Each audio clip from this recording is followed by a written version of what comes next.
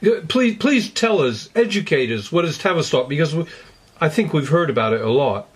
Well, I mean, essentially, what it officially is a charitable organisation, and it's connected to the British Psychological Institute, and it is the establishment of psychological and social psychological studies within England. I mean, essentially, it is a charity organisation, but it's actually financed by the Rothschilds, the Rockefellers, the Carnegies, the British Home Office, and then there's a lot of sort of anonymous grants that we don't know where they come from, but we assume that they come from businesses like large blue chip companies and stuff like that.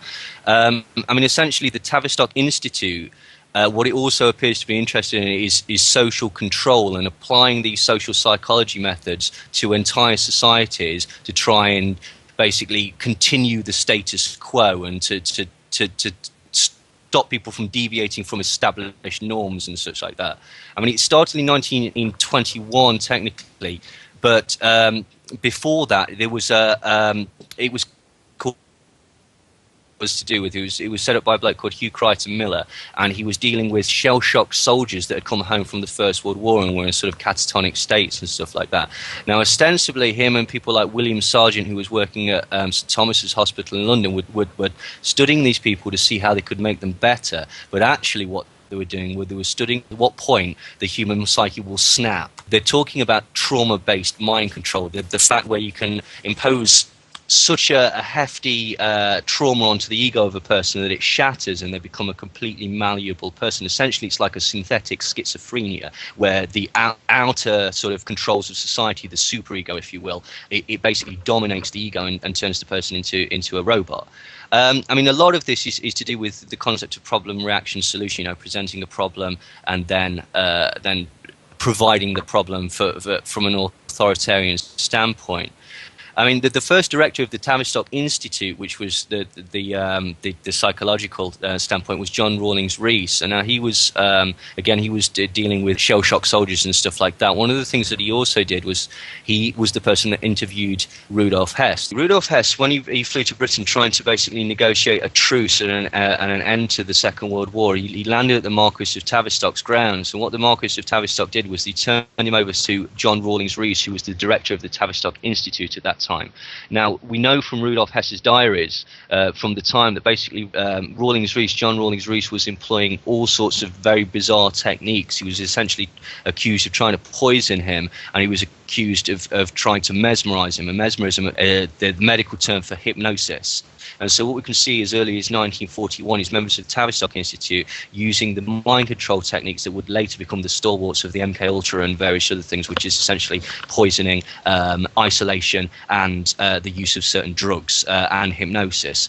Now, what's strange is that all of these techniques, they can be tracked back to the Egyptian Book of the Dead. The Egyptian Book of the Dead, for sort of getting initiates into the mystery religions, there were certain processes that had to be used, including chants, isolation, trauma, terror, and basically making the new initiate more malleable. What's interesting about that is that John Rawlings Rees called his collection of psychiatrists and sociologists an invisible college, which is a term that directly correlates to these mystery religions of Egypt. And also, they basically felt that by causing chaos in society, authoritarian people can come in and actually direct swathes of the population for their own betterment, which is exactly like the Freemasonic maxim, order out of chaos.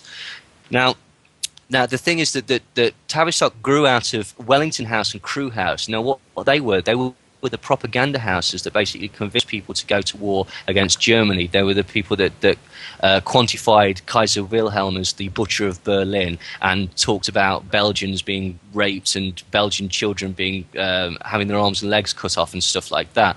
And so they were also tied directly into like the Daily Mail and the Times and stuff like that through people like Lord Northcliffe, who owned these papers. They were like the Rupert Murdochs of their day.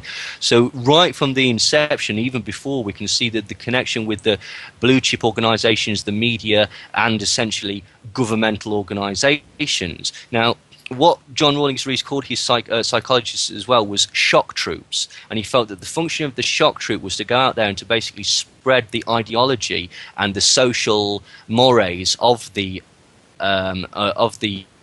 Tavistock Institute were Walter Lippmann, who wrote Public Opinion and the Manufacturing of Consent, which we spoke about previously, and Edward Bernays, who wrote Propaganda. He's the founder of Public Relations, and he wrote Engineering Consent, which is, again, it's the concept of basically manufacturing the consent of the general public to accept things that are imposed on them from the things that came out of Wellington House and Crewe House and was down to Lippmann and Bernays was this concept of changing words. For example, we don't have civilian deaths anymore. We have collateral damage. We don't have we don't go in there and overthrow. We have a regime change. And the other one that they came up with was isolationists. Now, this was basically bandied around as a derogatory term for any American that felt that it was a bad thing to enter into the war. I think Henry Ford was called an isolationist at once, but basically this was a way of frightening people into conformity. Now, in 1932, a bloke called Kurt Lewin took over as director of the Tavistock Institute. He was directly from the Frankfurt School, which is in Germany, which is where you get this sort of concept of cultural Marxism and stuff like that. And he was also connected to the OSS. He was one of the founder members of the OSS, which came from the SS and went on to be the CIA. So we can see that all these seemingly distinct entities, the CIA, the Nazi Party, the Frankfurt School, which is essentially communist, and all these institutions are actually connected through British intelligence.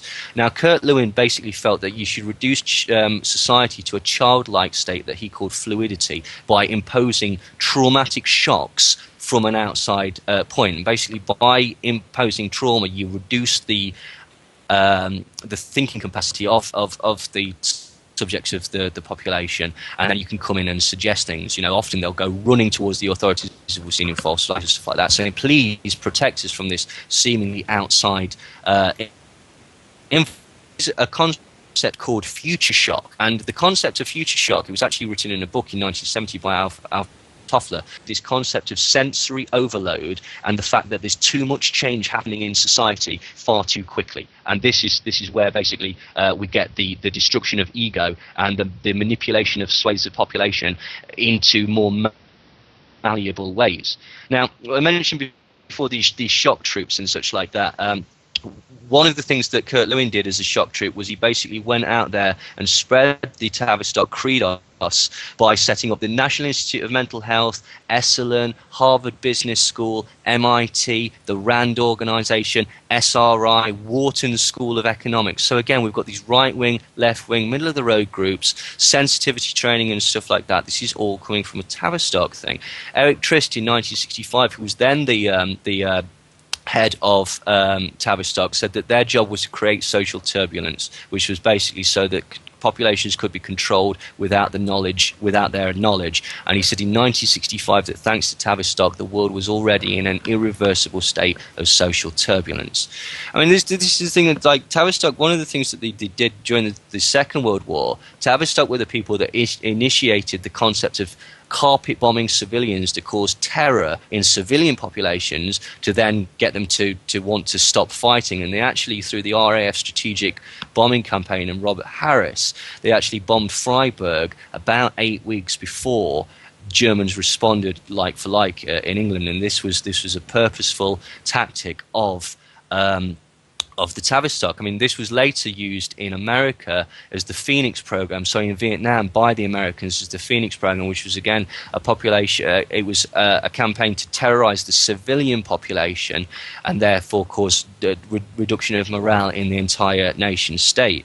Now, one of the things that basically one of the things that they do nowadays is they are involved in business training and training for world leaders, teaching them to be more effective sort of people.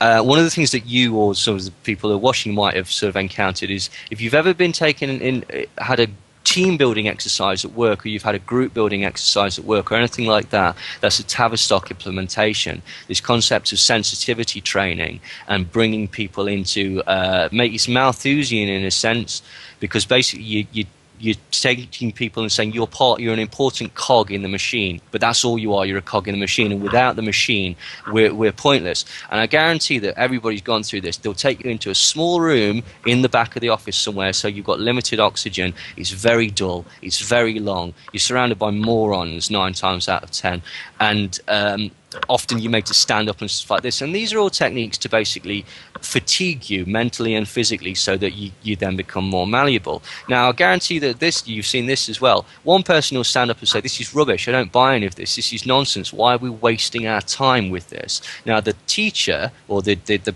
trainer or whatever will then take that person out of the class and go, I'm glad you've got this, because this is what we're actually after. These guys in there, they don't get it. What this is really about is finding people like you, people that can see through the line, read between the lines, see through the sort of veil. You're the person that we're after. But seeing as you're so very clever at this and you figured this out, could you just do us a favour for the good of the rest of the team? Just stay quiet. And essentially by that, you flatter people into conformity, and it's exactly the same thing. I mean, Tavistock's influence is absolutely huge. I mean, I do write about it in my book. I'm just going to quote a tiny, tiny bit here, Morris, because these are the organisations that Tavistock have got official contracts with. So these are the companies that are influenced by Tavistock and have got this quasi-Freemasonic authoritarian trait running through them and running through their training programs. And they are Microsoft, IBM, AT&T, CBS, NBC, ABC, Westinghouse, Halliburton, Alcoa, Shell, BP, Mobil, Exxon, DuPont, Eli Lilly, Nestle, Wells Fargo, Bank of America, Bechtel Corp, Hewlett-Packard, New York Stock Exchange, U.S. Government, U.S. Navy, U.S. Army, U.S. Air Force, U.S. Civil Service Commission, Postal Service, FBI, CIA, U.S. Department of Naval Intelligence, Department of Defense, and the US State Department. And basically, so all of these have got the influence of Tavistock running deeply through their organizations. And one of the things as well that Tavistock did, is just to sort of like end on this, that you might have seen, is when the story came out in the first Iraq invasion that they were dumping babies onto the cold floor out of the incubators, that turned out to come directly from a public relations company that was directly financed by Tavistock. You've been a mine of information.